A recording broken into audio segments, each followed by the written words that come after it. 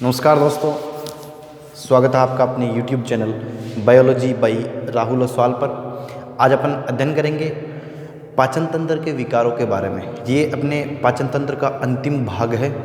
इसके बाद में एक विटामिन वाला टॉपिक बचता है जिसमें 5-7 मिनट का टॉपिक है, वो मैं आपको बता दूंगा। ठीक है, यहाँ पाचन तंत्र कंप्लीट हो जाएगा।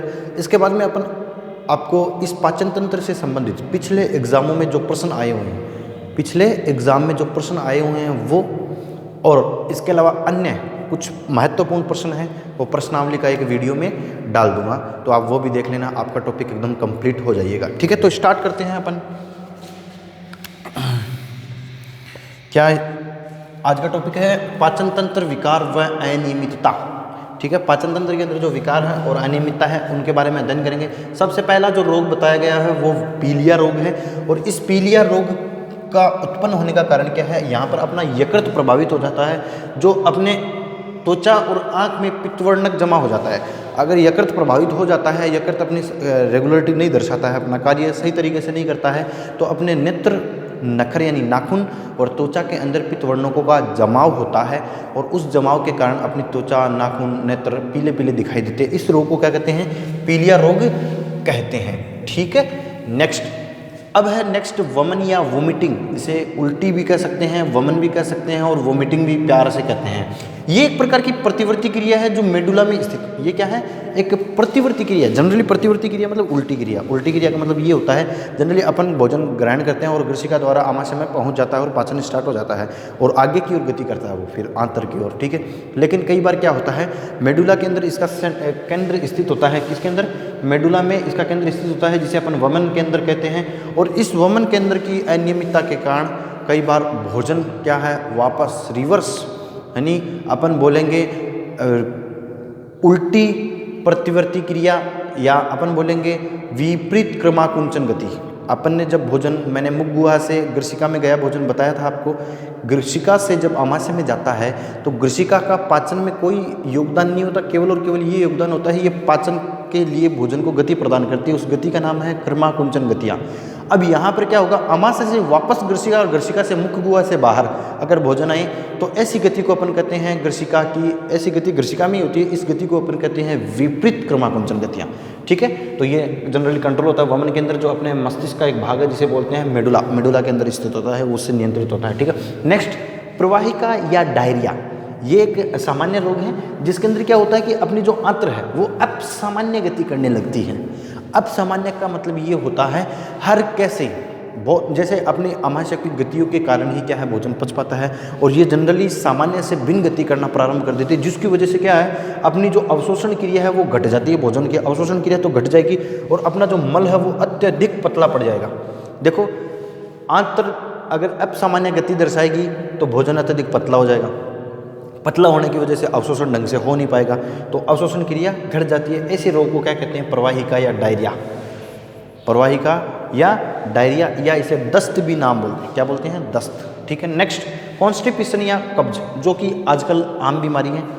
और इसमें क्या होता है, इसमें क्या होता है, जो आंत्र है वो अनियमित गति करती है। मतलब जैसे ही आप, इसके अंदर जनरली ये होता है कि अगर समय पर भोजन नहीं कर रहे हो, अच्छा संतुलित भोजन अगर आप नहीं कर रहे हो तो भी ये रोग हो सकता है, या पानी पर्याप्त मात्रा में नहीं पी रहे हो, या इसके अलावा अपन बात करते हैं फाइबर युक्त भोजन आप नहीं कर रहे हो तो कॉन्स्टिपेशन हो सकता है। लेकिन अगर रोग की बात करें तो ये प्रभावित रोग किसकी वजह से होता है?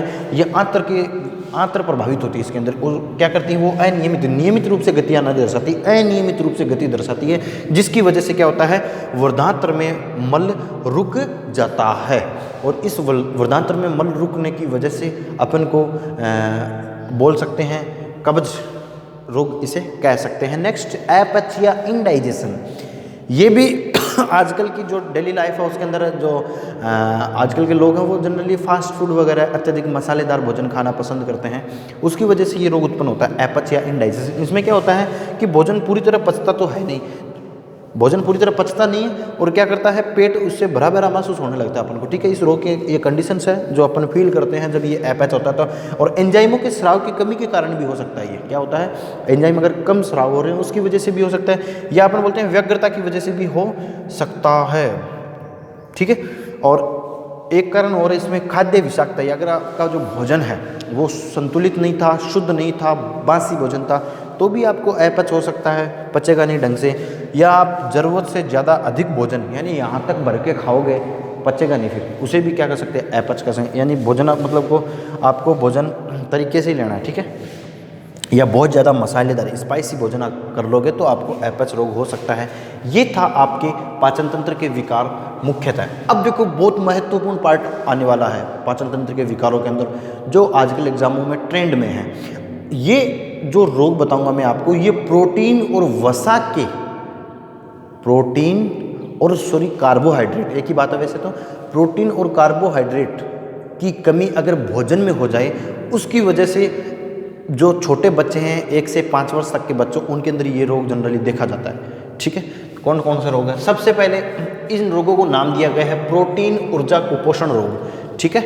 तो इसमें सबसे पहले है क्वाशियोरकर। इस रोग का नाम क्या है? देखो अपन क्या पढ़ रहे हैं, प्रोटीन ऊर्जा कुपोषण, तो प्रोटीन से पढ़ रहे हैं तो सबसे पहला रोग याद रखोगे। देखो इनमें कन्फ्यूजन बहुत होगा आपको, इसलिए आप पहले एक ही याद कर लो, क्वाशियोरकर जो रोग है ये प्रोटीन की कमी से होता है। किसकी कमी से होता है? क्वाशियोरकर प्रोटीन की कमी से होता है। और 1 वर्ष से अधिक आयु के बच्चों के अंदर ये रोग आपको देखने को मिलेगा। बस इसके अंदर ये ही प्रश्न आता है, क्वाशियोरकर रोग किसकी कमी से होता है? प्रोटीन की कमी से होता है, याद रखना। या पूछ लेंगे 1 वर्ष से अधिक आयु, इससे ज़्यादा कुछ नहीं पूछेंगे आपके कंपटीशन लेवल के एग्जाम की दृष्टि से। नेक्स्ट, मरासमस जो रोग है ये कैलोरी व प्रोटीन दोनों की कमी से होता है। कैलोरी और प्रोटीन दोनों की कमी से होता है।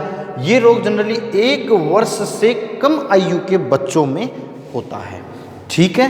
तो अपन एक बार वापस, क्वाशियोरकर प्रोटीन की कमी से 1 वर्ष से अधिक बच्चों में, मरासमस कैलोरी व प्रोटीन दोनों की कमी से होता है 1 वर्ष से कम आयु के बच्चों या बिबलुओं में। बिबलुओं का मतलब होता है टाबर, बिबलुओं का मतलब क्या होता है? बच्चे। मारवाड़ में बिबलुओं का अर्थ होता है बच्चे, ठीक है। तो यहाँ तक,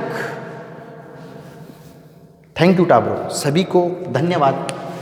और वीडियो अच्छा लगे आप लाइक, शेयर और सब्सक्राइब करवाइए। और कोई कमी हो आप कमेंट सेक्शन में फेंकिए, मैं उसको सुधारने की कोशिश करूँगा। और तो बाकी सब ठीक है, चलो थैंक यू।